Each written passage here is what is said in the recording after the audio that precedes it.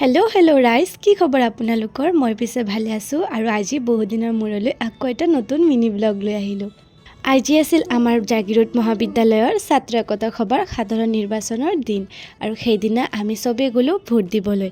আৰু এইটো জানেনে, মোৰ কলেজ জীৱনৰ প্ৰথমটো ইলেকশ্যন দিনা আছিলে। পিছে আপোনালোকে কোনে কোনে ভোট দিলে কমেণ্টত বাৰু জনাব।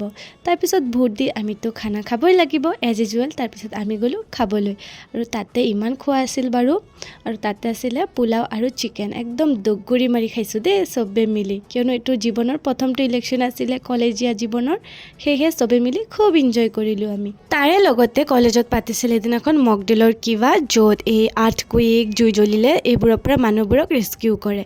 চ' আমি ইয়াৰ পৰা বহুত কিবা কিবি শিকিলোঁ। তাৰে পিছত দি দিলে আমাৰ জাগিৰোড মহাবিদ্যালয়ৰ ছাত্ৰ একতা সভাৰ সাধাৰণ নিৰ্বাচনৰ ফলাফল। চ' আজি ব্লগটো ইমানতে শেষ কৰোঁ। লগ পাম আকৌ এটা নতুন মিনি ব্লগ লৈ।